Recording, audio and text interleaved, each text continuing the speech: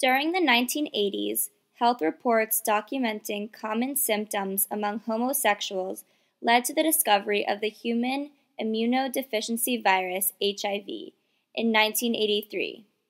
The Centers for Disease Control and other scientists identified the spread of the disease to a single source, a man referred to as Patient Zero, Gaetan Dugas.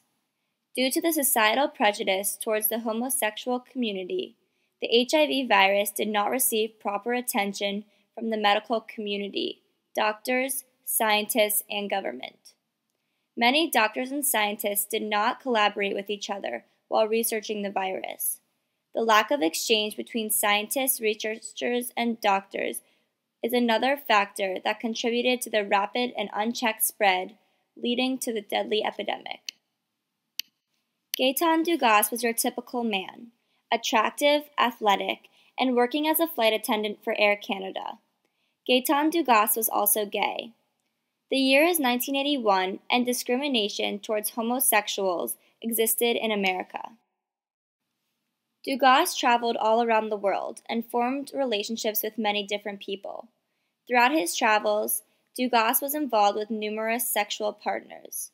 When describing the amount of sexual partners Dugas had, the number is not in the tens, 50s, or even hundreds, but Dugas had over 2,000 sexual partners. It was later discovered that Gaetan Dugas in fact had the HIV virus. In 1981, a Morbidity and Mortality Weekly report documented the diagnosis of 5 male patients who were all in their early 40s. The diagnosis showed that each patient developed P. carinii pneumonia and oral mucosal candidiasis. Doctors discovered that the symptoms stated within the patient's diagnosis were actually associated with a much larger syndrome.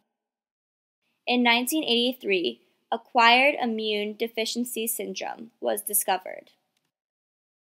As more and more homosexual men were diagnosed with AIDS, the Centers for Disease Control felt it was necessary to look further into the epidemic and pinpoint the cause. In March of 1984, the CDC began a study that would track the sexual history of 30 gay men.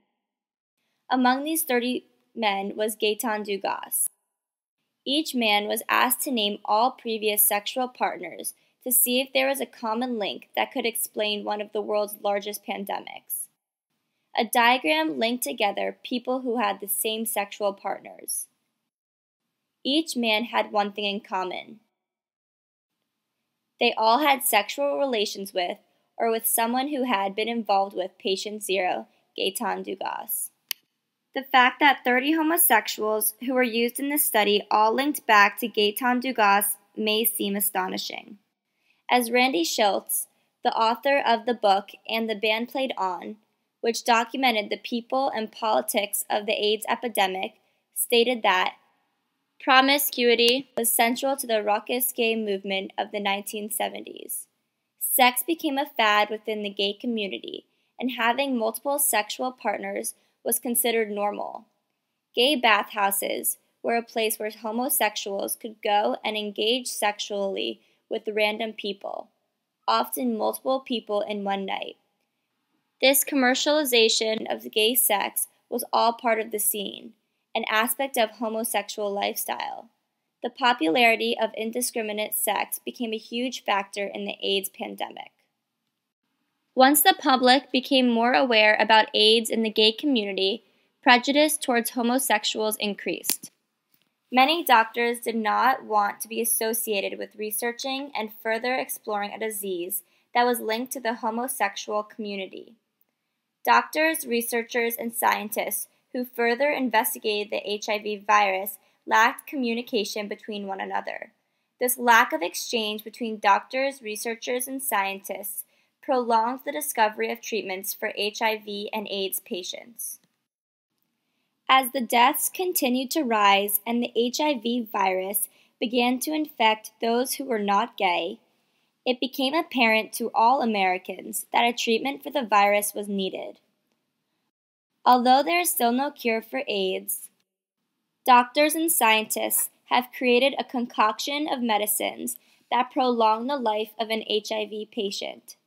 As stated by the Washington Post, the greatest scientific achievement in the past 22 years is combination antiretroviral therapy, with wide usage beginning in 1996.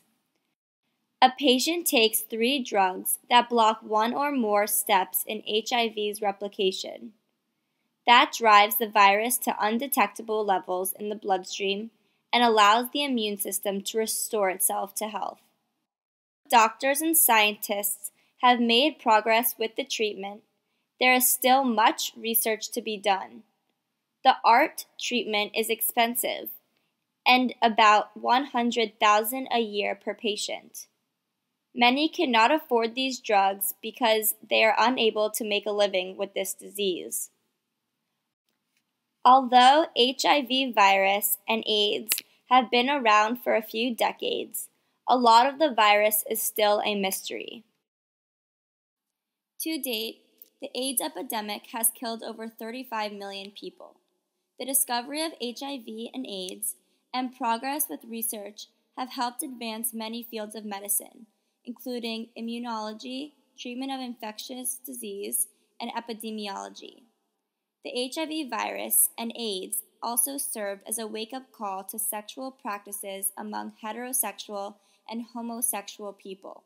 The impact of the epidemic has changed social and sexual behavior among various groups and has galvanized the gay community to fight as a body politic to address issues affecting their community.